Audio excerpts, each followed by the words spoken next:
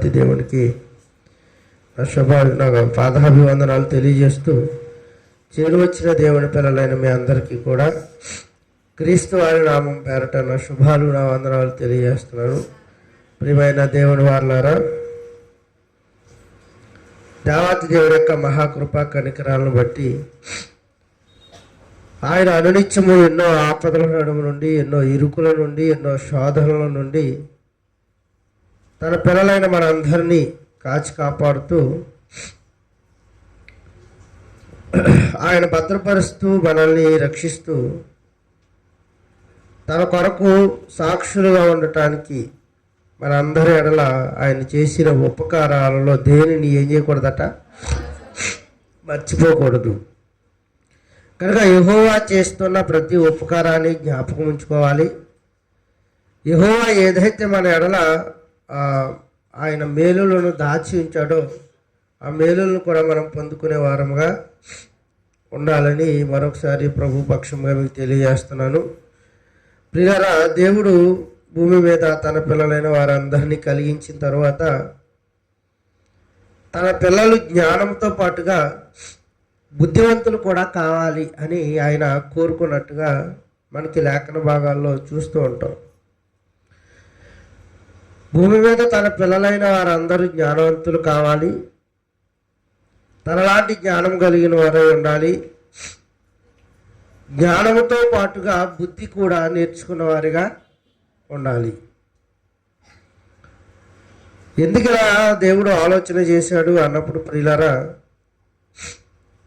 కొలస్సీలకు రాసిన పత్రిక 1వ అధ్యాయంలోనికి వెళ్ళి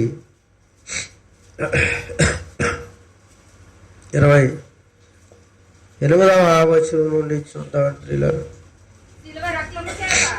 శిలువ రక్తము చేత సంధి చేసి ఆయన ద్వారా సమస్తమును, అవి భూలోకమందున్నవైనను పరలోకమందున్నవైనను వాటినన్నిటినీ ఆయన ద్వారా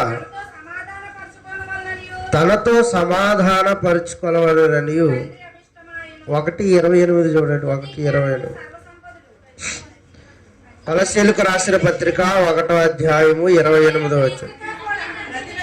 ప్రతి మనుష్యుని క్రీస్తునందు సంపూర్ణునిగా చేసి ఆయన ఎదుట నిలవబెట్టవలనని సమస్త విధములైన జ్ఞానముతో మేము ప్రతి మనుష్యునికి బుద్ధి చెప్పుచు, ప్రతి మనుష్యునికి బోధించుచు ఆయనను ప్రకటించుచున్నాము. అపోస్తలుడైన పౌలు గారు కొలస్సీ పట్టణానికి రాస్తున్న ఉత్తరంలో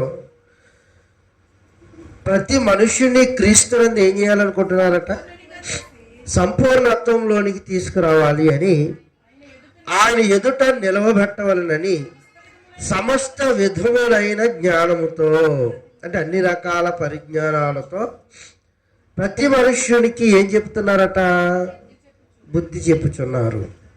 అంటే ఎందుకు బుద్ధి చెప్పాలి అని మనకు అర్థమవుతుంది అని అంటే, క్రీస్తునందు సంపూర్ణత్వంలోనికి రావాలి అని అంటే బుద్ధి మనకి చాలా అవసరం అన్నట్టుగా అక్కడ లేఖన భాగాల్లో కనబడుతుంది.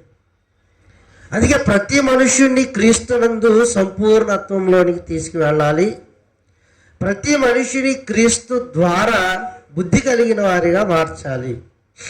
అందుకే చిన్నపిల్లలకి పాఠ్య పుస్తకాల్లో పూర్వపు దినాల్లో పాఠ్యాంశ వరవడి ఎలా ఉండేది అంటే, ఒక కథ చెప్పేవారు కథ కింద నీతిని మాట్లాడేవారు.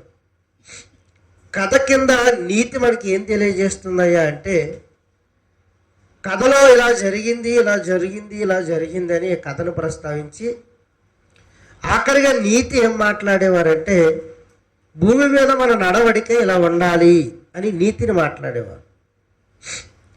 కథ ప్రాముఖ్యమైందే, కథను షార్ట్ అండ్ స్వీట్గా చెప్పడానికి నీతి మరింత ప్రాముఖ్యమైనదిగా ఒక 2-3 సెంటెన్సుల్లో ఈ నీతిని తెలియజేసేవారు. అపకారికి ఉపకారం చేయాలని, ఉపకారం చేసిన వాడికి కూడా ఉపకారం చేయాలని, దురాశ దుఃఖానికి చేటని, ఇలాంటి ఎన్నో నీతి కథలు మనం విన్నాం, ఎన్నో నీతులు మనం విన్నాం. ఇలా మాట్లాడుకుంటూ పోతే ప్రియులారా, పాఠ్యాంశ పుస్తకాల్లో ప్రాముఖ్యమైనది ఏంటయ్యా అంటే ఆ ఎసెన్స్ ఏదైతే మనుషులకు అందుతుందో, ఆ నీతి ఏదైతే మనుషులకు అందించాలని అనుకున్నాడో ఆ నీతిని పిల్లలకు అర్థమయ్యేటట్టుగా చెప్పడం. ఆ నీతి ద్వారా పిల్లలు ఒక పాఠాన్ని నేర్చుకోవాలి. రేపు సమాజంలోనికి పిల్లలు వెళ్ళిన తర్వాత భవిష్యత్ తరాల్లో సమాజానికి ఉపయోగపడేటట్టుగా నీతి ఉండాలి. కనుక అండి బంగారపు బాతుగుడ్డు కథ చెప్పినా, అండి సింహం చిట్టెలు అనే స్టోరీ చెప్పినా, మరొక రకమైన కథ చెప్పినా, కుందేలు అండి నత్త పరుగు పందాన్ని గురించి చెప్పినా, ఏది చెప్పినా అల్టిమేట్గా మనం ఆలోచించాల్సింది ఏంటంటే నీతిని మాత్రం మనం అనుసరించాలి అన్నది ఆ కథ యొక్క సారాంశం.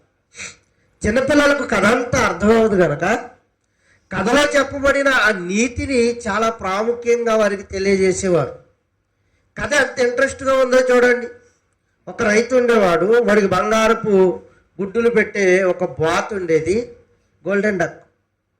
కానీ ఈ బాతు ఎప్పుడైతే బంగారపు గుడ్డలు పెడుతుందో రాను రాను రాను రాను ఈ గుడ్డలను అమ్మి వాడు ప్రయోజనకరంగా మారుతున్నప్పుడు ఈ ప్రయోజనకరమైన వాడు ప్రయోజన స్థితిని ఏమని ఆలోచించాడంటే, ఒక గుడ్డ అయితే ఒక కాస్త సంపాదన తక్కువ ఉంది, ఇక దీన్ని చంపి పట్ట కోసి దానిలో ఉన్న బంగారపు గుడ్డలను ఒకేసారి అమ్మితే ఒకేసారి ఏమైపోవచ్చు, ధనవంతుడు అయిపోవచ్చు.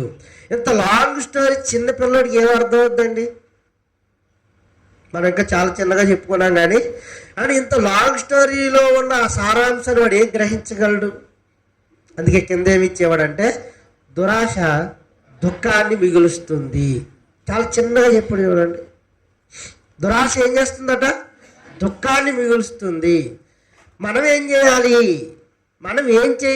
మనం ఏం ఆచరించాలి ఆ కథలో అంటే, వాడు ఏదైతే బాతులు పెంచుకుని ఒకేసారి కోసి ఆ గుడ్లన్నీ తీసేసాడో అలా చెయ్యమని కాదు ఆ కథ యొక్క సారాంశం. దాని యొక్క నీతి, ఆ కథ ద్వారా మనం నేర్చుకోవాల్సిన నీతి ఏంటంటే, ఇదిగో మీరు ఇలా దురాశ పరులుకుంటే ఆఖరికి మీకు మిగిలేది దుఃఖమే తప్ప సంతోషమే అన్నటికి ఉండదు. ఇది తెలియజేయాలి. మన వాళ్ళు నీతిని విడిచిపెట్టారు, పైన కథ అంతా ఫాలో అయ్యారు. మన వాళ్ళు ఏదైతే ఫాలో అవ్వమని చెప్పారో ఉపాధ్యాయులు, ఆ నీతిని కాస్త విడిచిపెట్టారు. అసూయ పరుగు గురించి చెప్పి నక్క మాంసానికి ఎలా అలవాటు పడిందో, ఆ మాంసాన్ని తినడానికి ఎలా ప్లాన్ వేసిందో కథ చెప్పిన తర్వాత, అండ్ ఈ అసూయ పరులు ఎలా ఉండకూడదు, ఇదిగో ఈ నక్క లాంటి స్వభావం కలిగి ఉండకూడదు అని అసూయ పరుల గురించి నక్కని పోల్చి చెప్పారు. పైన ఉన్న అసూయను అంతా పాటించారు, కింద ఉన్న నీతిని మాత్రం ఎవడు పాటించలేదు. ఇప్పుడు క్రీస్తు నందు సంపూర్ణత్వంలోనికి వెళ్ళాలి అని అంటే బైబిల్లో ఉంటున్న వారు చేసిన దుర్మార్గాలు, వారు చేసిన అన్యాయాలు, వారు చేసిన భయంకరమైన కార్యాలు. ఈరోజు చాలామంది మతోన్మాదులు మాట్లాడుతూ ఏమంటున్నారంటే ప్రియులారా, లోతు సందర్భాన్ని బాగా హైలైట్ చేస్తూ, లోతు తన కుమార్తెలతో తప్పు చేశాడు. ఇదిగో బైబిలు కొడుకు తల్లిదండ్రులను వ్యభిచారులుగా మారుస్తుందని ఆ పైన అది ఏదైతే ఆ కార్యాన్ని వివరించబడిందో బైబిల్లో, ఆ వివరించబడిన ఆ కార్యాన్ని మాట్లాడుతున్నారే తప్ప నీతి ఏదైతే ఆయన బోధిస్తున్నాడో ఆ నీతిని మాత్రం సమాజం తీసుకోలేకపోయింది. చూసారా, ఒక మనిషి ఎలాగైతే కథను మొత్తం విని కథను ఫాలో అవుతున్నాడో, కథను ఫాలో అవుతే ఎంత ప్రమాదమో తెలుసుకోవడం మానేశారు. నీతిని మాత్రమే ఆచరించాలి అన్న విషయాన్ని పక్కన పెట్టారు. ఈరోజు సమాజంలో జ్ఞానం అని విర్రవీగుతూ ఆత్మీయత స్థితిని కూడా విడిచిపెట్టేసిన దౌర్భాగ్యులు ఉన్నారండి. వారికి జ్ఞానం తప్ప ఇంకా ఆత్మీయత తెలియదు. మోకాళ్ళు వేసి ప్రార్థించడం రాదు. కన్నీళ్లు విడిచి దేవుడితో అనుసంధానం ఎలా కావాలో తెలియదు. ఎలా ప్రభువులో కట్టబడాలో, ఎలా ప్రభువులో నిలవబడాలో, ఎలా ప్రభువులో 10 మందిని ఆయన వైపు నడిపించగలగాలి, ఇదేమీ తెలియదు. మాట్లాడితే జ్ఞానం మాట్లాడాలి, లేదంటే ఇక వాళ్ళకి వచ్చిన 4 ముక్కలు అవే. మరి క్రీస్తుతో మనం అనుసంధానం కావాలి, క్రీస్తునందు సంపూర్ణము కావాలంటే జ్ఞానం ఉంటే సరిపోతుందా అంటే ఆయన ఒక మాట అన్నాడు, ఆడి గడగడలాడే మోగే కంచు తాళము లాంటి కంచు మేలు ఎవరికంటే జ్ఞానము కలిగిన వాడికంటే. అని అంతహీనంగా చూశాడా జ్ఞానాన్ని? అవును. జ్ఞానము ఒక జ్ఞానయుక్తమైన మనిషి కంటేనట గణగణలాడే అని మోగే ఒక తాళపు చెవి చాలా మేలట. ఎందుకో తెలుసా ప్రియులారా? దాంతో పోల్చాడు. అది దేవుణ్ణి ఎలాగా ఆరాధించాలో దానికి తెలుసు. దేవుని పనిలో ఎలా సాధనంగా వాడబడాలో ఆ పదార్థానికి తెలుసు. కానీ అన్నీ తెలిసిన మనిషికి మాత్రం జ్ఞానం ఉంటే సరిపోతుంది అనుకుంటున్నాడు. కాదు, జ్ఞానంతో పాటుగా బుద్ధి కూడా చాలా అవసరం. జ్ఞానం ఎక్కడి వరకు ఉపయోగపడుతుందని అని బైబిల్ నొక్కి చెబుతుందంటే, జ్ఞానం అనగానే బైబిల్లో ఉన్న జ్ఞానాన్ని మనం ఆలోచిస్తే ప్రియులారా, ఏదైనా తోట ఎక్కడుంది, ఏదైనా తోటలో నదులు ఎన్ని పాయలయ్యాయి, ఏదేను అని ఆ నదులకి ఉన్న డిస్టెన్స్ ఎంత, ఆదాము ఏ కాలం వాడు, అబ్రహాము ఏ కాలంలో ఉన్నాడు, అబ్రహాము ఏ ఊరిలో వాడు అని ఇది బైబిల్కు సంబంధించిన జ్ఞానం. కానీ బైబిల్లో జ్ఞానం ఒకటి మాత్రమే లేదు ప్రియులారా. బైబిల్లో మనకు బుద్ధి కలిగించే చాలా విషయాలు ప్రస్తావించబడ్డాయి. మనం జ్ఞానాన్ని మాత్రమే నేర్చుకుంటున్నాం, అదే వాక్యం అనుకుంటున్నాం. మనం జ్ఞానం వైపు మాత్రమే అడుగులు వేస్తున్నాం. జ్ఞానం ఉండకూడదంటే ఉండాలి. ఈనాటి సమాజానికి జ్ఞానయుక్తమైన మాటలు చెబితేనే వారు వింటారు తప్ప నోటుకొచ్చిన వాళ్ళ చెబితే వారు వినేవారు కారు. జ్ఞానంతో పాటు బుద్ధి కూడా చాలా ప్రాముఖ్యమైంది. ఇది జ్ఞానం. మోషే గురించిన జ్ఞానం మనకు ఉంది. మోషే ఏ దేశానికి చెందినవాడు, మోషే ఏ తల్లిదండ్రులకు పుట్టినవాడు, మోషే గారు అని ఏ సామ్రాజ్యంలో ఎవరి దగ్గర పెరిగాడు, ఇది బైబిల్ గురించిన మోషే గారి గురించిన జ్ఞానం. ఇది నేర్చుకోవాలి. ఇది నేర్చుకోకపోతే అని మోషే ఎవరో తెలియకపోతే మరి కింద ఉన్న వారికి ఏం చేస్తాం? అందుకే ఇది నేర్చుకోవాలి. దీనితో పాటుగా మోషే గారి ద్వారా దేవుడు మనకి ఏం నేర్పించబోతున్నాడు అన్నది ఆ నీతే ఎసెన్సే చాలా చాలా ప్రాముఖ్యమైనది. కనుక ఈ జ్ఞానాన్ని మనం ఎలా సంపాదించాలి అన్నప్పుడు ఈ కొలసీలకు రాసిన పత్రికలోనే 2వ అధ్యాయము 3వ వచనం చూద్దాం ప్రియులారా. బుద్ధి జ్ఞానముల సర్వ సంపదలు ఆయన యందున్నవట. ఎవరందు? యేసుక్రీస్తు వారి యందు ఉన్నవి. అంటే బుద్ధి కావాలంటే మనం ఎవరి దగ్గర మోకాళ్ళు ఓనాలన్నమాట? సాక్షాత్తు యేసుక్రీస్తుల వారి దగ్గర మోకాళ్ళు ఓనాలి. బుద్ధి ఉంది ఆయన దగ్గర. బుద్ధికి సంబంధించిన జ్ఞానము కూడా ఆయన దగ్గర ఉంది. బుద్ధి జ్ఞానముల సర్వ సంపదలు అంటే ఇప్పుడు బుద్ధిని పొందుకోవాలి అని అంటే ఖచ్చితంగా ఎవరి సహాయం కావాలి? యేసుక్రీస్తు సహాయం కావాలి. జ్ఞానమును పొందుకోవాలంటే ఖచ్చితంగా ఎవరి సహాయం కావాలి? ఆయన సహాయమే. మీకు జ్ఞానము కొదువుగా ఉన్న ఎడల ఎక్కడైనా కొనుక్కు తెచ్చుకోమన్నాడా? నన్ను అడగమన్నాడా? ఒక 20 రూపాయలు 30 రూపాయలు లేక 100 1000 రూపాయలు పెట్టి పుస్తకం కొనుక్కోమన్నాడా? నీకు జ్ఞానము కొదువుగా ఉన్న ఎడల నన్ను అడగరా అబ్బాయి అన్నాడు. ఆయన అడిగి అప్పుడు 100 రూపాయల పుస్తకం కొనుక్కుని చదువు. అందులో నా ఎసెన్స్ నీకు అర్థమవుద్ది. లేదు ముందు 100 రూపాయల పుస్తకం కొనుక్కుని చేసుకుని లోకజ్ఞానాన్ని అభ్యసించినంత మాత్రాన దేవునికి ఉపయోగకరమైన సాధన అనేవి కాదు. పైకి మెరుగు పెట్టబడిన మట్టి పెంకు మీద పూసిన వెండి లాంటి వాడివే. కనుక ఆయన జ్ఞానాన్ని గురించి మాట్లాడుతున్నాడు.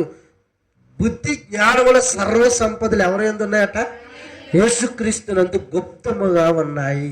ఆయన దగ్గర జ్ఞానము, ఆయన దగ్గర బుద్ధి అని సర్వ సంపదలన్నీ కూడా ఆయన యందు నిక్షిప్తమై ఉన్నాయి.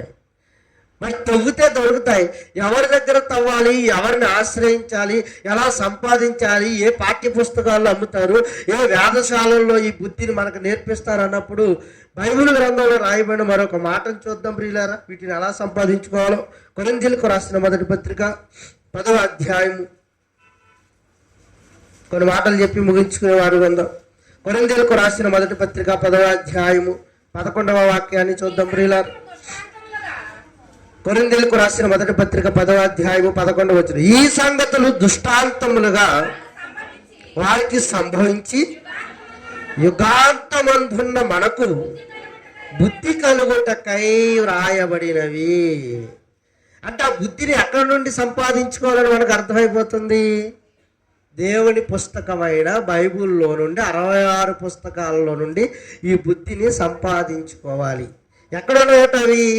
ఈ సంగతులు దృష్టాంతములుగా వారికి సంభవించి యుగాంతమందున్న మనకి బుద్ధి కలగటానికి వ్రాయబడ్డాయి. అంటే మోషే గారి సందర్భం ద్వారా మనకి ఏదో బుద్ధిని నేర్పిస్తున్నాడు. ఆదాము సందర్భం ద్వారా మనకి ఏదో బుద్ధిని నేర్పిస్తున్నాడు. అబ్రహాము గారి సందర్భం ద్వారా మనకి ఏదో బుద్ధిని నేర్పిస్తున్నాడు. ఎందుకు అలా నేర్పిస్తున్నాడంటే మనకు బుద్ధి కలగడానికై వ్రాయబడిన సందర్భాలు.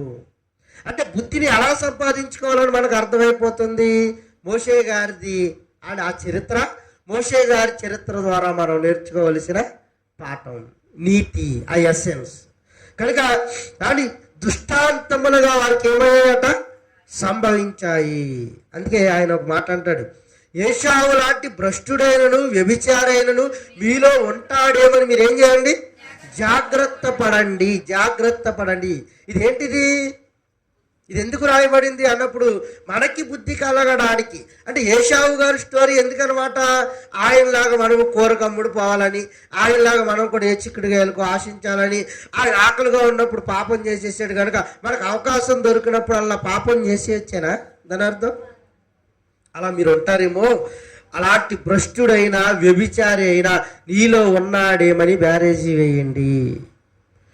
నీవు ఆయన విశ్వాసాన్ని అమ్మేస్తున్నావేమో, నీవు ఏశావు లాంటి భ్రష్టత్వంలోకి వెళ్ళిపోయావేమో, నీవు ఏశావులా దేవుని పట్ల ఆత్మీయత స్థితి లేనివాడివేమో, చిన్న చిన్న అవసరాల కోసం దేవుణ్ణి అంగళ్ళలో అమ్మేస్తున్నావేమో, అలాంటి స్వభావం మీలో ఉందేమో అని మిమ్మల్ని మీరు ఏం చేసుకోండి? పరీక్ష చేయండి. ఒకవేళ ఆ స్వభావాలు మీలో కనబడుతున్నాయా? ఇస్కరియోతు యోధా లాంటి స్వభావం మీలో కనబడుతుందా? కానీ దేవుడికి విరోధముగా ఉన్న ఆయుధాల లాంటి స్వభావాలు మీలో కనబడుతున్నాయా? అయితే మీరు మీ స్థితులను ఏం చేయండి? చాలా బ్యారేజ్ వేయండి. బిలాము లాంటి ప్రవక్తగా నీవు ఉన్నావా? గెహాజీ లాగా ధనానికి నువ్వు పరిగెడుతున్నావా? దేవుడు కార్యాలు పొందిన తర్వాత ఆయనకు చెందాల్సిన మహిమ, ఆయనకు చెందాల్సిన గత నువ్వు ఆక్యుపై చేస్తున్నావా? అయితే జుగాంతమందున్న నీకు బుద్ధి కలగటానికి అని వ్రాయబడిన సందర్భాలన్నిటిని మీరేం చేయండి? ఆలోచించేవారిగా ఉండండి. అందుకు ఈ గ్రంథంలో వాక్యాలు ఏం చేయబడ్డాయట? వ్రాయబడ్డాయి. బుద్ధి ఏం చేస్తుందంటే ప్రియులారా, జ్ఞానం మనల్ని లోకంలో గనులుగా నిలబెట్టొచ్చేమో కానీ బుద్ధి పరలోక రాజ్య ప్రవేశానికి మనకు చాలా చాలా ప్రాముఖ్యమైన ఒక అమూల్యమైన ఘట్టం. ఇది వాక్యం ద్వారా మాత్రమే మనం పొందుకోగలం. వాక్యంలో ఉన్న ఎసెన్స్ ద్వారా మాత్రమే ఈ బుద్ధి మనకు అందుతుంది. వాక్యంలో ఉన్న ఈ సారాంశం ద్వారా మాత్రమే బుద్ధిని మనము సంపాదించుకోగలం. అందుకే ఆ బుద్ధి జ్ఞానముల సర్వసంపదలు ఎవరైంది ఉన్నాయట? యేసు యందు ఉన్నవి. ఆ యేసు ఎవరు? వాక్యమైన దేవుడు. అంటే బుద్ధి జ్ఞానముల సర్వసంపదలు ఎక్కడ కనబడతాయి అంటే బైబిల్లో కనబడతాయి. అంటే నిక్షేపాలు కలిగిన ఒక గని ఏదయ్యా అంటే బైబిల్ గ్రంథం. ఈ గనిని తవ్వడం ఆరంభిస్తే నీకు వజ్రాల లాంటి ఆయుధాలు, వజ్రాల లాంటి ఆ మెటీరియల్స్ నీకు దొరుకుతాయి. ఆ మెటీరియల్స్ బుద్ధి జ్ఞానముల సర్వ సంపదలు. అదొక డైమండ్, అదొక ప్రీషియస్ మెటల్. అది ఏదైతే నువ్వు కోరుకుంటున్నావో వెలగల విలువగల వస్తువుల కంటే దేవుని వాక్యం ఎలాంటిదంట? జుంటె తేనె ధారల కంటే నీ వాక్యము చాలా మధురమైనది. మనం పదార్థాల మీద పడ్డాం, పదార్థాల యొక్క రుచిని ఎరిగాం, పదార్థాల యొక్క టేస్ట్ని ఎరిగాం. కానీ పదార్థాల రుచి కంటే నువ్వు ప్రపంచంలో దీన్ని కొట్టింది లేదురా అన్న దానికంటే దేవుని వాక్య మాధుర్యాన్ని మించింది లేదని చెబుతున్నాడు భక్తుడైన దావీదు గారు. అంటే దావీదు గారు ఆలోచన ఏంటో తెలుసా ప్రియులారా? క్రొవ్విన మెదడు లాంటి దేవుని మాటలు అన్నాడు. క్రొవ్విన మెదడు లాంటి దేవుని మాటలు. అబ్బా ఎంత గొప్పగా పోలుస్తున్నాడు చూడండి. వీటి ద్వారా మనం ఏం సాధించాలట? బుద్ధిని సంపాదించుకోగలం. అలా సంపాదించిన భక్తులు చాలా మంది ఉన్నారు. అందులో ఒక భక్తుడి గురించి కాస్త ప్రస్తావించి ముగించుకునే వారు కొందాం. కాబట్టి యోసేపు గారి గురించి మనకి తెలియని సందర్భాలు ఏమీ కాదు. కలలు కనేవాడు, దర్శనాలు చూసేవాడు. అన్నలకు చెబుతుంటే అన్నలు ఆయన మీద అసూయ పెంచుకున్నారు. ఒకనొక రోజున కొట్టి ఒక గోతులో పడేసి ఇష్మాయేలీలకు అమ్మివేయబడి ఇష్మాయేలీల ద్వారా పోతీఫరు ద్వారా అని ఆ సామ్రాజ్యంలోనికి ఫరో సామ్రాజ్యంలోనికి ఎంటర్ అయిన తర్వాత ఫరో సామ్రాజ్యంలో అని పోతీఫరు అనే ఒక సేనాధిపతి ఆయన ఇంటి గృహానికి అధిపతిగా ఆయన నియమించబడ్డాడు. ఎందుకు అలా నియమించబడ్డాడంటే ప్రభువు యోసేపుకి ఏమయ్యాడట, తోడై ఉన్నాడు గనుక ఆయన ఎక్కడికి వెళ్ళినా ఆయన ఎన్ని శ్రమలు ఆయనకు ఎదురవుతున్నా, ఎన్ని ఇరుకులు ఇబ్బందులు ఎదురవుతున్నా అండ్ ఆయనకున్న ప్రొటెక్షన్ బట్టి చాలా భద్రంగా కాపాడబడేవాడు. ఇలా కాపాడబడుతున్న ఈ యోసేపు గారి అండ్ అందాలను చూస్తే ఆయన ఆకారానికి రూపవతుడట, సౌందర్యవతుడట. ఒక మాటలో చెప్పాలంటే చాలా హ్యాండ్సమ్ బాయ్, చాలా అందగాడు. అలాంటి అందగాడు యవ్వనంలో ఉన్నాడు. యవ్వనంలో ఉన్న యోసేపు మీద పోతీఫరు భార్య కన్నుపడింది. ఆ యవనస్తుడైన ఆయన దగ్గరికి వెళ్ళి మాటలు కలపడం ఆరంభించింది. అని ఈ మాటల్లో అని వారి హృదయం నిండిన దాన్ని బట్టి వారు నోరేం చేస్తుందట, మాట్లాడుతుంది. అప్పుడప్పుడు మాట్లాడుతున్నప్పుడు వారిని బట్టి వీళ్ళు అలాంటి వారు అంచనా ఈజీగా వేసేయగల, కాస్త ఎక్కువసేపు మాట్లాడించాలంతే. కనుక అని పోతీఫరు భార్య ఒకరోజు మాటలు కలపలేదు ఈయనతో.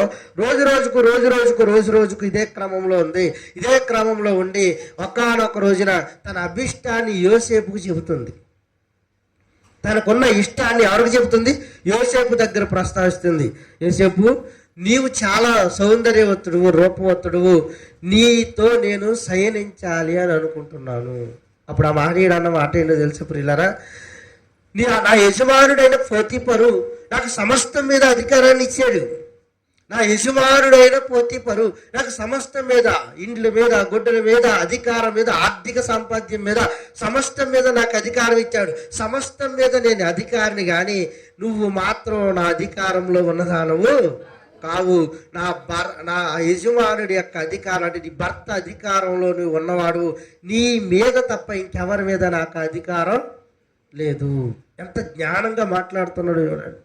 ఈ జ్ఞానం ఎక్కడి నుంచి వచ్చిందయ్యా ఆయనకంటే, క్రీస్తునందు గుప్తములై ఉన్నవి బుద్ధి జ్ఞానముల సర్వ సంపదలు ఎవరి దగ్గర ఉన్నాయి? క్రీస్తునందు ఉన్నాయి. యోసేపు గారి ద్వారా మనం నేర్చుకోవాల్సింది ఏంటో తెలుసా ప్రియులారా? జ్ఞానముతో కలిసిన బుద్ధిని నేర్పిస్తాడు యోసేపు గారు. జ్ఞానంతో ఎలా మాట్లాడాలో, బుద్ధిగా ఎలా బ్రతకాలో యోసేపు గారి జీవిత చరిత్ర కొట్టొచ్చినట్టుగా కనబడుద్దండి. అందుకే పోతీఫరు భార్య మరలా ఆయన విడిచిపెట్టలేదు. ఆ మాటలు అన్నా సరే ప్రతిరోజు ఆయనను వేధిస్తూనే ఉంది. ఒకానొక రోజున సమయాన్ని చూసింది. ఇంట్లో ఎవరు లేని సమయాన్న యోసేపు వస్త్రపు చెంగును తాకితే యోసేపు ఏం చేశాడో తెలుసా ప్రియులారా? ఇంట్లో ఎవరు లేరు కదా, పని కాని చేద్దామని అనుకోలేదు. ఇప్పుడు బుద్ధిగా ఆలోచిస్తున్నాడు. క్రీస్తునందు సర్వ జ్ఞాన అంటే బుద్ధి సంపదల సర్వ జ్ఞానములు ఆయన ఏమై ఉన్నాయి? గుప్తములై ఉన్నాయి. ఆయనకు వాక్యం నేర్పిస్తున్న ఆ భయం ఏంటో తెలుసా ప్రియులారా? దేవుడి పట్ల యోసేపుకున్న భయం ఏంటో తెలుసా ప్రియులారా? నేను ఇప్పుడు పొరపాటు చేసేస్తే ఇప్పుడే ఆనందంగా ఉంటాను, పొరపాటు చేసేసిన తర్వాత కానీ తప్పు జరిగిపోయిన తర్వాత నేను దేవుడి దగ్గర నేను తలెత్తుకోలేను. ఇది కదా బుద్ధి మనకు నేర్పించేది. ఆ బుద్ధితోనే ఆయన ఆ పాపానికి దూరంగా జరిగిపోతున్నారు. పొరపాటు చేసేస్తే ఇప్పుడు ఆనందం అయిపోతుంది. తప్పు చేసేట వాళ్ళు ఇప్పుడు ఏదో పొరపాటు చేసేసారని నేను అనుకోవచ్చేమో, కానీ ఈ అల్పకాల పాప భోగము ద్వారా నేను సంపాదించుకునేది ఏంటో తెలుసా? దేవుడు నాకు విరోధిగా మారిపోతాడు. దేవుడే నాకు విరోధిగా మారిపోతే ఇక మరి నన్ను ఈ పరిస్థితుల్లో నన్ను ఎవడు గట్టెక్కిస్తాడు? ఇప్పుడు ఏదో అవకాశం దొరికింది కదా అని పాపం చేసేస్తే ఇక నన్ను ఈ బంధకాల నుండి ఎవడు విడిపిస్తాడు? నా తల్లిదండ్రులు నాకు ముక్తాడన్న దర్శనాలు ఏమైపోతాయి? నా అన్నలు నాకు సాష్టాంగ పడతారన్న దర్శనాలు అబద్ధాలు అయిపోతాయి. దేవుడు అబద్ధం నేరనివాడు కదా. దేవుడు ఒక మాట అంటే జరుగుతుంది కదా. ఆకాశం భూమి గతించకపోయినా ఆయన మాటలు గతిస్తాయన్న జ్ఞానయుక్తమైన నమ్మకం అండి బాబు ఆయనకి. జ్ఞానంతో నమ్మాడు ఆయన్ని. అందుకే దేవుడు ఈ మాట అన్నాడంటే నా ఎడలు నెరవేరుస్తాడు. నేను పాపానికి అవకాశం ఇచ్చేవాడిగా ఎన్నటికీ ఉండకూడదు అనుకున్నాడు. ఆమె వచ్చి మీద పడిపోతున్న చొక్కాయి విడిచిపెట్టి పారిపోయాడే తప్ప ఆమెతో కలిసి శయనించిన ఒక గొప్ప అని పవిత్రుడు, పరిశుద్ధుడు ఎవరు? నీతివంతుడైన యోసేపు గారు. చాలా పరిశుద్ధత. లేదంటే ఆయన యవ్వన కాలంలో ఆయన తప్పు చేసేయటం వల్ల ఎవడైనా మనం ఏమన్నా అడుగుతాం ఆయన్ని? ఆ యోసేపు చరిత్ర మనకెందుకు అని అనుకుంటే, యోసేపు ద్వారా తెలియబడుతున్న నీతి ఏంటో తెలుసా ప్రియులారా? ప్రపంచం అంతా ఒక తాటి మీదకి వెళ్ళిపోయి నువ్వు అక్కడే ఒంటరిగా మిగిలిపోయినా ఎవరికి భయపడాల్సిన అవసరత లేదు. ఒక్కడికి భయపడుతున్నాడు. అమ్మో, నా దేవుడి దగ్గర నేను రేపొద్దుట ఏం చెప్పుకోవాలి? సాక్ష్యం చెప్పుకోవాలి. నా దేవుడి ఎదుట నేను కళ్ళెత్తుకోగలనా? నా దేవుడి ఎదుట నేను తలెత్తగలనా? నా దేవుడితో ముఖాముఖిగా నేను మాట్లాడుకోగలనా అన్న భయం యోసేపు దగ్గర ఉంది. నేను పొరపాటు చేస్తే ఇదిగో ఈ పొరపాటు వలన దేవునికి నాకు మధ్య సత్సంబంధాలు తెగిపోతాయి. దేవుని మహిమ ఆదాము కోల్పోయినట్టుగా, అవ్వమ్మ కోల్పోయినట్టుగా నేను ఆ మహిమను కోల్పోతానేమని యుగాంతమందున్న మనకి బుద్ధి చెప్పడానికి వ్రాయబడిన దేవుని వాక్యం, దేవుని సత్యం. యోసేపు ద్వారా మనం ఏం నేర్చుకోవాలయ్యా అంటారా? ఇదిగో యోసేపు పాపమే ఆయన వాకిట నిలుచుంటే కయ్యను ఆహ్వానించాడు, పాపాత్ముడిగా మారిపోయాడు. కానీ యోసేపు పాపాన్ని ఆహ్వానించలేదు. అందుకే మీరు కయ్యను వంటి వారి వలె ఉండొద్దు అన్నాడు.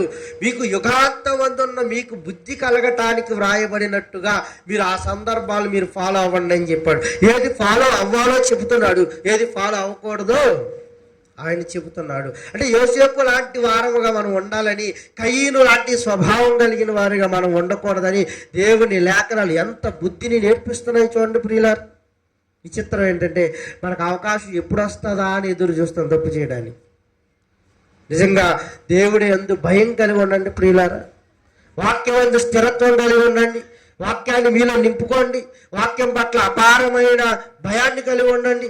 అమ్మో, దేవుడు ఎదుట మన పాపం చేస్తే మనుషుల కొళ్ళు కప్పొచ్చేమో కానీ పరలోకమందున్న దేవాతి దేవుని నేత్రాలు మనం కప్పలేమన్న ఈ భయంతో అనునిత్యం బ్రతకండి. పాపం చేయాలన్న ఆలోచన ఏ మనిషికి రాదండి, ఏ మనిషికి రాదు. పాపం చేస్తున్నప్పుడల్లా అని మనకు గుర్తొచ్చేది ఏంటో తెలుసా? అమ్మో, దేవుడు నన్ను లెక్క అడుగుతాడు అని భయం కలుగుతుంది. ఆ భయం కలుగుతున్నప్పుడు నువ్వు తీసుకునే నిర్ణయాలు ఎలాగుంటాయో తెలుసా ప్రియులారా? యోసేపు పాపం నుండి దూరంగా పారిపోయినట్టు పారిపోతాం. అలా లేకపోతే మనం పాపానికి ఏమైపోతాం? దాసులమైపోతాం. మీరు దాసులుగా దేనిని మీరు అప్పగించుకుంటారో మీరు దానికి ఏమైపోతారు? దాసులుగా మారిపోతాం. దాస్యత్వంలోనికి వెళ్ళిపోతాం. దానికి బానిసలుగా మారిపోతాం. అందుకే యోసేపు గారు ఆ నిర్ణయం చూడండి ఎంత గొప్పగా ఉందో. నేను దేవునికి భయపడేవాడిని, దేవుడికి నేను ఏం చెప్పాలి? లెక్క చెప్పాలి. దేవుడు కనబడుతున్నాడా యోసేపుకి?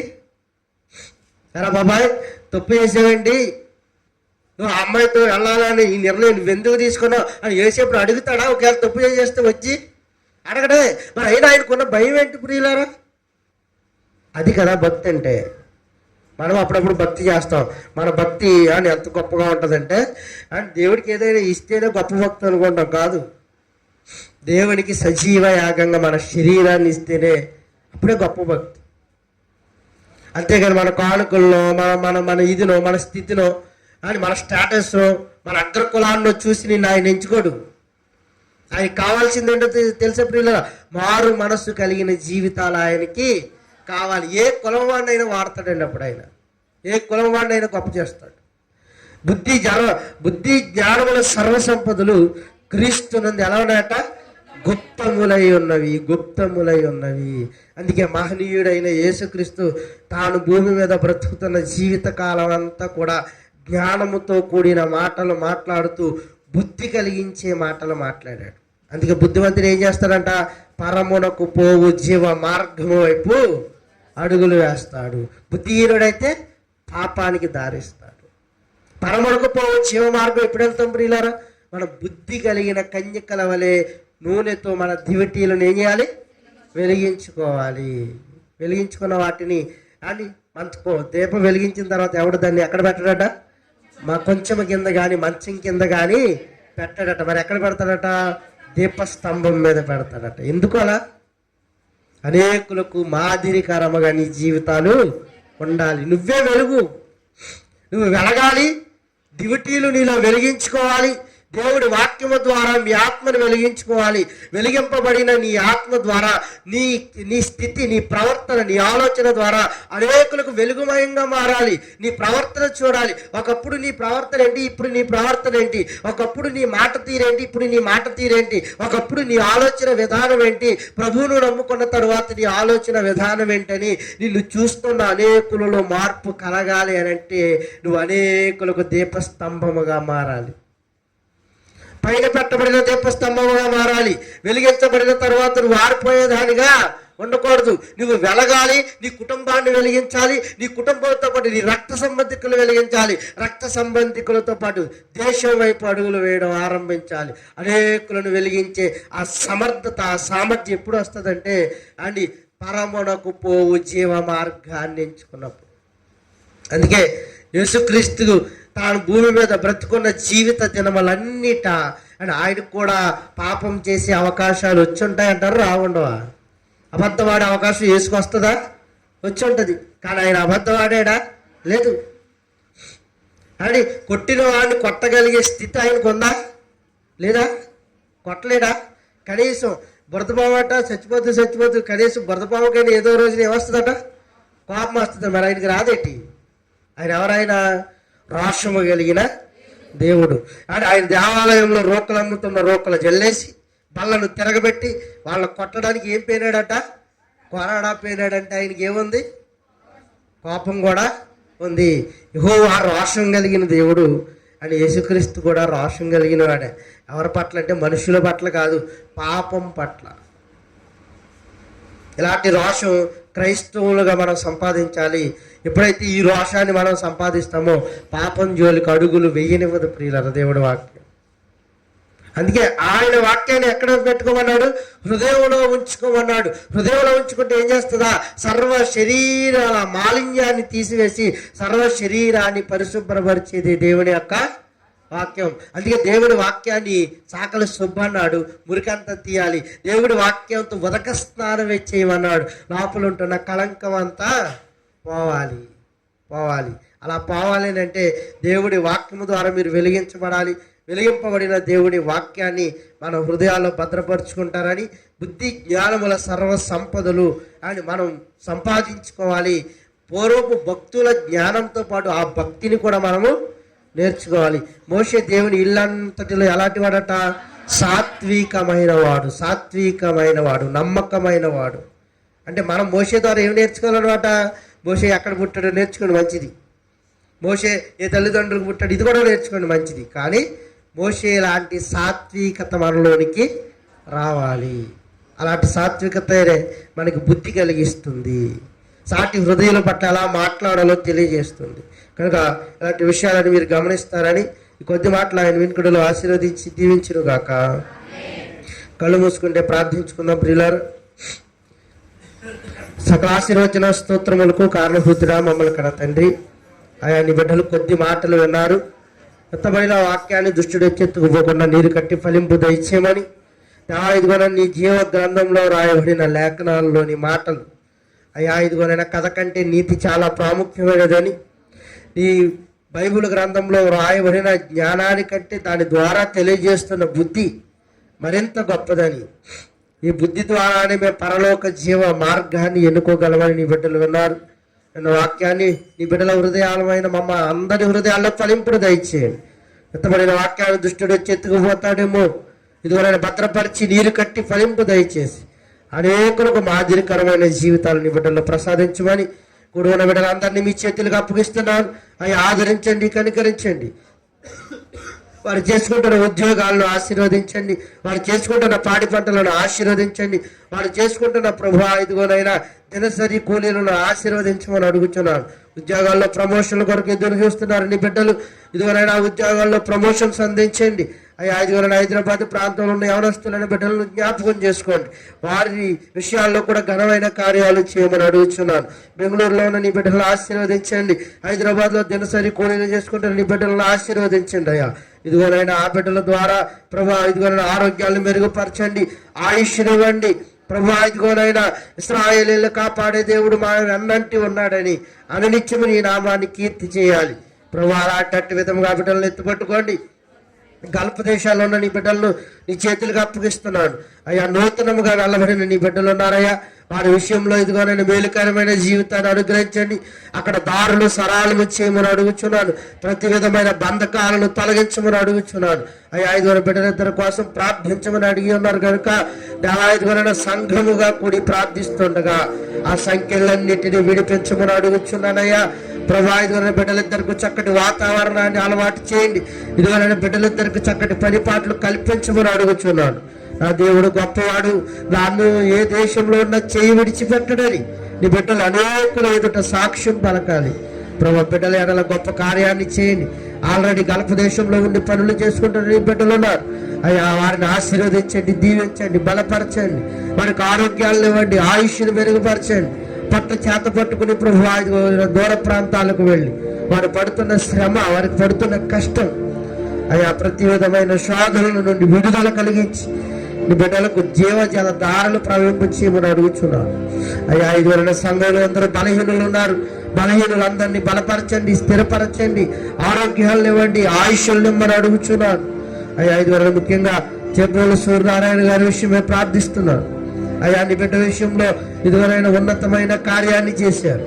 ఇదివరైనా బిడ్డ హస్తాన్ని తాకమని అడుగుచున్నాను అయ్యా. ఇదివరైనా ఇంకా ఎలాంటి భయానకమైన పరిస్థితుల్లోనికి బిడ్డ వాళ్ళక ఇదివరైనా అక్కడితో ఆ గాయం పూడ్చబడి మరలా ఎముక సక్రమంగా అతుక్కోవడానికి నీ సహాయం అనుగ్రహించండి. లోక వైద్యాన్ని తీసుకుంటున్నారు, లోక వైద్యంలో మీ సహాయాన్ని అందించండి. డాక్టర్లకు చక్కటి ఆలోచన రేకెత్తించండి. వైద్యాన్ని అలా ముందుకు తీసుకెళ్ళాలని తగిన ఆలోచన ఇమ్మని అడుగుచున్నానయ్యా. ప్రభు బిడ్డను స్వస్థపరిచి మరలా నీ సన్నిధానం వైపు నడిపించండి. ప్రభు 5 కుమారమాయ విషయంలో ప్రార్థిస్తున్నాను. నీ కుమారుడు ఎడల 5 ఘనమైన కార్యాన్ని, చక్కటి వర్తమానాన్ని అందించారు. ఇంకా ఆ గాయాలు కట్టబడటానికి సహాయం అనుగ్రహించండి. ఆ గాయాలను ప్రభు మీ మీ మీ పరిపూర్ణమైన మీ హస్తము చేత తాకమని అడుగుచున్నాను. 5 ఆ గాయాలకు డ్రెస్సింగ్ చేయండి. 5 ఆ మందులు వాడుతున్నారయ్యా, ఆ మెడిసిన్స్ వాడుతున్నారు ప్రభువా. ఇదిగోనైనా వాటి ద్వారా ఆ గాయాలు పూడ్చబడాలి. మీ సహాయం కావాలి ప్రభువా. మీ సహాయాన్ని ఆ బిడ్డకు కూడా అందించమని అడుగుతున్నాను. కొండల తట్టు ఇదిగోనైనా కన్నులెత్తి అడుగుచుండగా మాకు సహాయం ఎక్కడ ఉండి జరుగుతుందని అడుగుతున్నాడు దావీదు. నా కోట నీవే, నా ఆశ్రయం నీవే, నీ అందరుండే సహాయం రావాలి. మానవ మాత్రమే ఇదిగోనైనా భూమి మీద డబ్బున్నా మేమేమి చేయలేము కానీ, అధికార బలం ఉన్నా మేమేమి చేయలేము కానీ, అంద బలం ఉన్నా మేమేమి చేయలేము కానీ, యెహోవా బలం ఉంటేనే తప్ప మేము దాన్ని సాధించలేమయ్యా. ఈ బిడ్డని ఈ మధ్యాహ్న కాల సమయంలో దర్శించండి. పరిపూర్ణమైన విడుదల బిడ్డకు అనుగ్రహించమని అడుగుచున్నాను అయ్యా. 5 ఇంకా అనేక బిడ్డలు ప్రార్థించమని ఉన్నారు. ప్రార్థించమన్న ప్రతి బిడ్డను నీ చేతులకు అప్పగిస్తున్నాను. గంగకు ఇచ్చిన తల్లి గారిని మీ చేతులకు అప్పగిస్తున్నాను అయ్యా. బిడ్డలు ఎంతో కుమిలిపోతున్నారు అయ్యా. బిడ్డల మనస్తత్వాలు శాంతికరమైన జన్మలేందుకు వారిని నడిపించండి అయ్యా. 5 నా కుటుంబంలో ప్రతి విధమైన శోధనను తీసివేయండి, ప్రతి విధమైన బలహీనతను తీసివేయండి. కుమారుడి విషయంలో చక్కటి మరుపును బిడ్డలకు అనుగ్రహించండి. 5 వృద్ధాప్య దశకు వెళుతున్నారయ్యా. బిడ్డలకు చక్కటి ఆరోగ్యాలను మెరుగుపరచండి. ఎముకలు, నరాలు, దుమ్ములను, కీళ్లను, సమస్త శరీర అవయవాలను ముట్టి ప్రభు 5 బిడ్డకు పరిపూర్ణమైన విడుదల కలిగించమని అడుగుతున్నాను. గంగకు ఇచ్చిన చిన్న సహోదరు అక్కడ మీ చేతులకు అప్పగిస్తున్నాను అయ్యా. బిడ్డ కూడా శరీర బలహీనురాలై ఉంది. నీ సన్నిధానంలో వచ్చి ప్రభువా నా దేవుడు గొప్పవాడని నీ సన్నిధానంలో కూర్చుని నిన్ను అడుగుచున్నారయ్యా. ఆ బిడ్డల ఆరోగ్యాలను మెరుగుపరచండి.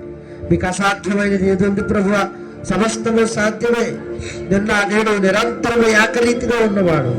అప్పుడు చేసిన స్వస్థతలు ఇప్పుడు చేస్తున్నావని, అప్పుడు చేసిన మహత్కార్యాలు ఇప్పుడు చేయగలిగిన సమర్థుడు అని, ఎప్పటికీ ఏకరీతిగా ఉన్నవాడు అని నీ బిడ్డలు విశ్వసించి నిన్ను అడుగుచున్నారయ్యా.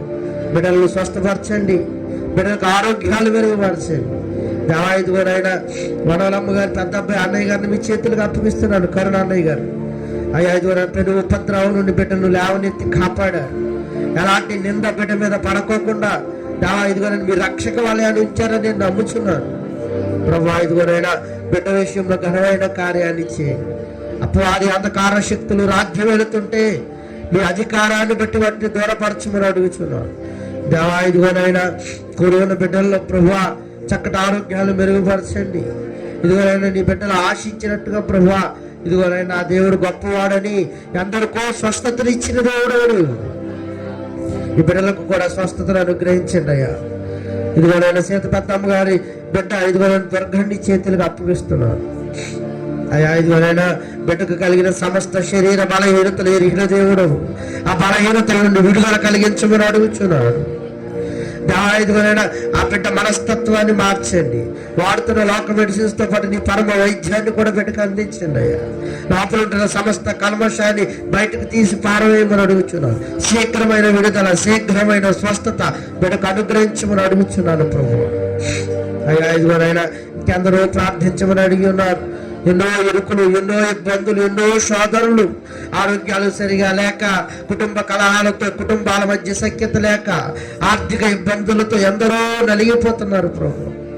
నీ సహాయానికి వచ్చారయ్యా. నీవు తప్ప మాకు వేరొక దేవుడు ఎవరు లేరు. మేము వేరొక దేవుడి దగ్గర మోకాళ్ళలోని ప్రార్థించి అడిగిన వారు కాము అయ్యా. నీవే సహాయం చేయాలి. నీవే నీ బిడ్డల్లో ఎత్తి పట్టుకోమని అడుగుచున్నాను. దారులను సరాలు చేయండి.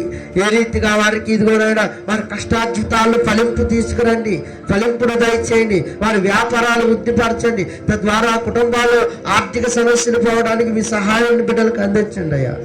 మీ ఆశీర్వాదాలు కావాలి.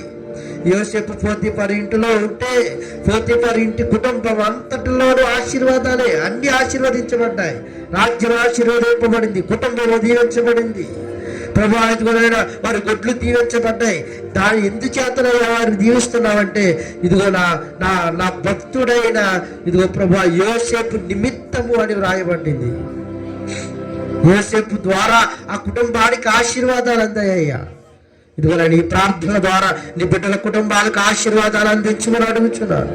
మేము యోసేపు లాంటి గొప్పవారం కాదు కానీ, యోసేపు లాంటి ఇదిగోనైనా ఆ స్థాయి మేము కలిగే వారం కాదు కానీ, యోసేపు పాదధూళికి కూడా సరిపోనంటి వారు. ఇదిగోనైనా సుంకరి ప్రార్థన చేస్తున్నాడు. ఆకాశం కొండలెత్తడానికి ఆయనకు ధైర్యం చాలక నీ దగ్గర మోకాళ్ళు నిరోధిస్తున్నాడు అయ్యా. సుంకరి ప్రార్థన ఆలకించిన దేవా, సుంకరి కన్నా నీచమైన వారం మా ప్రార్థనలు కూడా ఆలకించు ప్రభు. నీతివంతుని విజ్ఞాపన బహుబలము గలదని విన్నాం. నీతివంతుని విజ్ఞాపన ద్వారా ప్రతి విధమైన కార్యాన్ని చేస్తామని విన్నాం అయ్యా. నీ బిడ్డలు ఘనమైన కార్యాలు చేయండి. హాస్పిటల్లో ఉంటున్న రోగులందరినీ స్వస్థపరచండి. అతి తొందరలో శీఘ్రమైన విడుదల కలిగించండి. బహుమానాల కొరకు ఎదురు చూస్తున్నారయ్యా. వారి గర్భదోషాలు తీయండి. చక్కటి బహుమానాలు బిడ్డలకు అనుగ్రహించండి అయ్యా. వివాహాల కొరకు ఎదురు చూస్తున్నారు. వివాహాల కొరకు ఎదురు చూస్తున్న బిడ్డలను ఇదివరైనా చక్కటి మార్గాన్ని, వధువులను సిద్ధపరచండి. ఇదివరైనా వరులను సిద్ధపరచమని అడుగుచున్నాడు. వృద్ధాప్యం కలిగిన స్త్రీలు ఉన్నారు.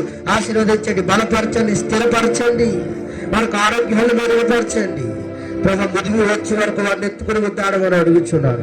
యవనులు ఉన్నారు, కన్యకులు ఉన్నారు, బాలురు ఉన్నారు. వారి చదువులో చక్కటి జ్ఞానాన్ని ఇవ్వండి. జ్ఞానము పొదువుగా ఉన్న నిన్ను అడగమన్నారు ప్రభు. తగిన ఆలోచన ఇవ్వండి. తల్లిదండ్రులకు విధేయులుగా ఎలా బ్రతకాలో, తల్లిదండ్రుల మాట విని ఎలాగా గొప్పగా పేరు ప్రఖ్యాతులు తెచ్చుకునే వారిగా ఉండాలి అయ్యా. నీ బిడ్డలు అణువులను నేర్పించమని అడుగుచున్నారు. వారి చదువులో చక్కటి సహాయం ఇవ్వండి. డిగ్రీలు పూర్తి చేసి ఉన్న నీ బిడ్డలకు చక్కటి జాబుల కొరకు ఎదురు చూస్తున్నారు. ఇంకా ఉన్నత చదువులకు వెళ్ళడానికి ఎదురు చూస్తున్న బిడ్డలకు ఆ చదువుల్లో కూడా సహాయం అనుగ్రహించండి అయ్యా. నీ బిడ్డ ఇదిగోనైనా అడ్మిషన్లో సీట్ వచ్చిందని మాట్లాడింది. బిడ్డ ఆశించినట్టుగా ప్రభా మీ చిత్తమైతే ఆప్తమాలజీలో సీట్ రావడానికి సహాయం అనుగ్రహించండి ప్రభా. బిడ్డ విషయంలో ప్రార్థిస్తుండగా ఘనమైన మేలుకరమైన కార్యాన్ని బిడ్డ ఎడలో చేయండి అయ్యా. ఇదిగోనైనా మరలా ఇదిగోనైనా కౌన్సిలింగ్కి వెళుతున్నప్పుడు మీ చిత్తమైతే, మీ చిత్తం ఆ బిడ్డ ఎడలో ఏ విధంగా సంకల్పానుసారంగా ఉందో ఆ బిడ్డ ఆశించి అడుగుతుంది ప్రభు. ఆశ కలిగిన ప్రాణాన్ని తృప్తిపరచమని అడుగుతున్నాను గొప్ప దేవా. ఇదివరైనా నీ బిడ్డలందరినీ ఆశీర్వదించండి. పేరు పేరు వరసన చేయడానికి సమయం లేదు కనుక ప్రతి బిడ్డను పేరు పేరు వరసన దీవించమని అడుగుతున్నాను. పేరు పేరు వరసన హత్తుకోమని అడుగుతున్నాను. పెద్దమ్మ గారిని మీ చేతులుగా అప్పగిస్తున్నాను అయ్యా. ఇదివరైనా ఆ కంటిని మీరు ముట్టండి ప్రభు. ఆ నరాలను మీరు తాకండి. ఆ గడ్డలను మీరు కరిగించమని అడుగుతున్నాను గొప్ప దేవుడు అయ్యా. మీరు మాట మాత్రం సెలవిస్తేనే మా బ్రతుకులు మారిపోతాయి. అయ్యా ఇదివరైనా లోక మెడిసిన్స్ వాడుతున్నారు ప్రభువా, వాటితో పాటు నీ పరమ వైద్యాన్ని బిడ్డకు అందించండి.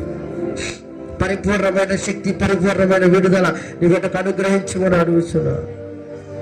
అయ్యా ఇదివరైనా సంఘంలో ఇంకెవరైతే బలహీనులు ఉన్నారో ప్రతి బలహీనుని నీ చేతులకు అప్పగిస్తున్నాను.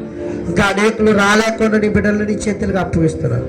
బలపరిచి, స్థిరపరిచి, ఆరోగ్యాలతో, ఆయుష్లతో నింపి మరలా వారానికి మేమందరం కలిసి నేను ఘనముగా, మర్యాదగా ఆరాధించే భాగ్యాన్ని నీ బిడ్డలమైన ఒక అందరికీ ప్రసాదింప చేయమని కూడిన సమస్త బిడ్డలైన వారందరినీ మీ చేతులకు అప్పగిస్తూ మేమేమడిగినా ఎన్ని తలచినా జరిగించేవాడు నీవే గనుక నీ చిత్తము యావత్తు జరిగించమని.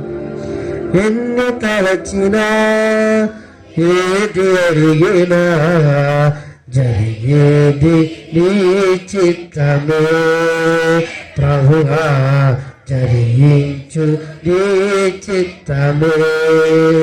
ఎన్ని తలచినా ఏది అడిగినా జరిగేది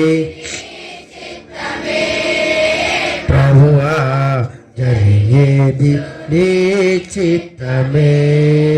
నా ఇంటి దీపం నీవని తలచి నా హృదయం నీ కొరకై కదిలపరచితి. మా ఇంటి దీపం. అవునయ్యా, ప్రతి బిడ్డ కుటుంబాన్ని మీ చేతులతో ఎత్తుపట్టుకో, ప్రతి కుటుంబాన్ని వెలిగించమని అడుగుతున్నాను. ఏ కుటుంబంలోని విశ్వాసి ఆరిపోకూడదు. ఈ పరలోక రాజ్యాన్ని అందరూ స్వతంత్రించుకోవాలయ్యా. దేశాలుగా, కుటుంబాలుగా, రాష్ట్రాలుగా, ప్రపంచంలో అనేకులని సంవిధానం వైపు నడవాలి. అనేకుల్లో పెను మార్పులు రావాలి. ప్రతి మారు మనసు కలిగిన ప్రతి హృదయాన్ని మీరు ప్రేరేపించండి. ఆకాశ వాక్యలు తెరవండి ప్రభు. జరుగుతున్న పరిస్థితులన్నీ విరహిన వారు బిడ్డలు మీ చేతులతో ఎత్తుపట్టుకోండి. మీ పరలోక రాజ్యానికి అనేకులుగా చేరాలి. ఏ ఒక్కరు కోల్పోకూడదు. ఏ ఆత్మ నశించుకుపోవడం మీకు ఇష్టం లేదయ్యా. ప్రతి ఆత్మను మీ చెంతకు చేర్చుకోమని అడుగుతున్నాను. పరిశుద్ధత నేర్పించండి. ప్రవర్తనలో గొప్పవారు ఉండడానికి నేర్పించమని అడుగుతున్నాను. స్తోత్రం, స్తోత్రం.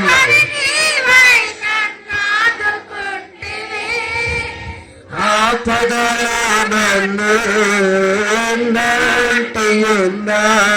నా కాపరి నీవే నన్నాదుకుంటువు.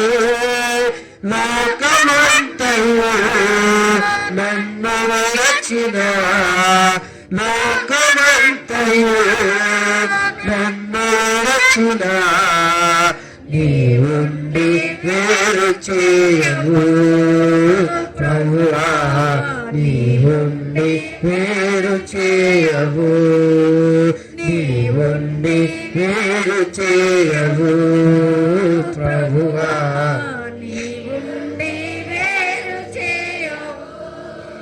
ఎన్ని తలచినా ఏది అడిగినా జరిగించు నీ చిత్తమే ప్రభువా, జరిగించు నీ చిత్తమే. బిడ్డలందరినీ ఆశీర్వదించమని, సమస్త బిడ్డలైన వారిని దీనులు మలుపులు ఆ భాగ్యము ఎన్నికలేని వారు స్వార్థ సేవను మాకు అప్పగించావు ప్రభు. ఈ ఆత్మలో ఏ ఆత్మ నిచాగ్ని దండనకు తీసుకుపోక నీ పరమ జీవమునకు పోయే మార్గాన్ని నేర్పించగలిగే స్థితి నాకు అనుగ్రహించమని, మా కుటుంబాన్ని కూడా ఆశీర్వదించమని. మీరు అక్కడ ఆలస్యమైతే మా ప్రాణం పోకడ ఆలస్యమైతే దేవా మరలా వారానికి సజీవులముగా మేమందరము నుండి నేను గొప్పగా ఆరాధించే ఆ స్థితి మాకు అనుగ్రహించమని, సాయంత్రం జరగబోయే ఆరాధన అంతట్లో మీ సహాయ సహకారం మాకు అందిస్తారని ఆశిస్తూ కొద్ది ప్రార్థన యేసు నామములో అడిగి వేడుకుని ప్రార్థిస్తున్నాను మా పరమ తండ్రి. ఆమేన్, ఆమేన్, ఆమేన్. అందరికీ వందనాలండి.